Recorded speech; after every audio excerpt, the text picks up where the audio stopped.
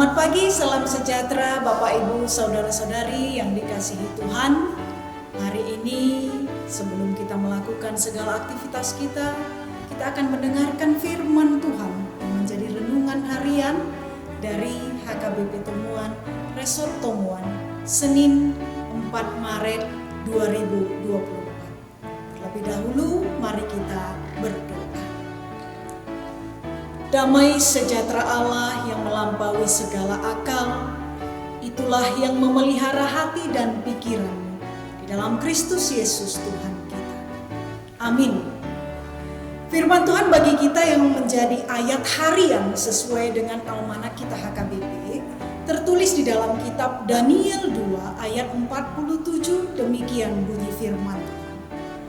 Berkatalah Raja kepada Daniel, sesungguhnya Allahmu itu Allah yang mengatasi segala Allah dan yang berkuasa atas segala raja dan yang menyingkapkan rahasia-rahasia, sebab engkau telah dapat menyingkapkan rahasia itu.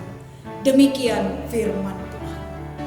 Bapak Ibu Saudara-saudari yang dikasihi Kristus, jangan pernah takut untuk menunjukkan iman percayamu dimanapun kamu berada. Dimanapun kamu bertempat tinggal, bersosialisasi, ingat untuk tetap berani menunjukkan iman. Ketika kita benar-benar percaya kepada kuasa Allah dalam hidup kita, maka kita tidak akan pernah takut menunjukkan siapa Tuhan yang kita sembah. Hal ini terjadi kepada seorang pemuda yang bernama Daniel. Daniel adalah anak muda yang menjadi tawanan di kota Babel. Ketika Raja Babel mampu menaklukkan kerajaan Israel, maka orang-orang muda yang pintar, yang tampan perawakannya diangkut oleh raja menjadi para cendekiawan di istana. Salah satu dari orang pintar tersebut adalah Daniel. Namun ketika Daniel menjadi seorang tawanan, tidak membuat hatinya menjadi meninggalkan Tuhan. Justru dia semakin menunjukkan siapa Tuhan yang dia sembah.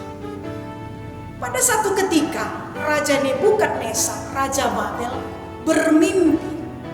Karena mimpi itu membuat hatinya sangat resah, maka dia mengumpulkan para orang-orang pintar, ahli nujum dari semua yang ada di Babel. Dia katakan untuk mengartikan mimpi yang sudah dia terima. Namun apa yang terjadi ketika para ahli nujum berkumpul? Mereka meminta, Raja kami, ungkapkanlah mimpimu supaya kami dapat mengartikan. Tapi Nebukadnezar tidak mau mengungkapkan mimpinya. Justru dia berkata, kalau memang kalian orang-orang pintar, maka kalian yang menyatakan apa mimpi saya, lalu artikan mimpinya. Semua menyerah. Para orang pintar ahli nujum menyerah, menyatakan, bagaimana mungkin Tuanku Raja kami bisa mengerti, kami tahu mimpimu tanpa ada pemberitahuan. Bahkan dewa pun tidak akan bisa mengatakannya. Lalu Raja marah dan memberikan titah untuk membunuh semua orang pintar yang ada di kerajaan Babel. Titah ini sampai ke telinga Daniel dan menjadi salah seorang dari orang pintar di negara itu. Lalu Daniel memanggil 3 orang kawannya juga, temannya sebangsa, Sadrak, Mesak, Abednego. Mereka berlutut berdoa kepada Tuhan, memohon belas kasihan Tuhan untuk menyingkapkan rahasia yang sudah dinyatakan Nebukadnezar. Mereka benar-benar percaya pada kuasa Tuhan. Lalu Tuhan menyingkapkan mimpi Nebukadnezar beserta dengan artinya. Setelah itu Daniel datang menghadap raja. Dia pun menyingkapkan apa mimpi Raja Nebukadnezar dan apa artinya.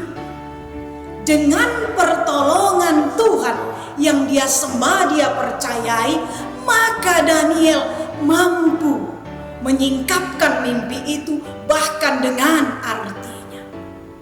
Setelah Nebukadnezar mendengar bagaimana Daniel bisa mengungkapkan mimpi dan artinya, maka keluarlah ungkapan Nebukadnezar.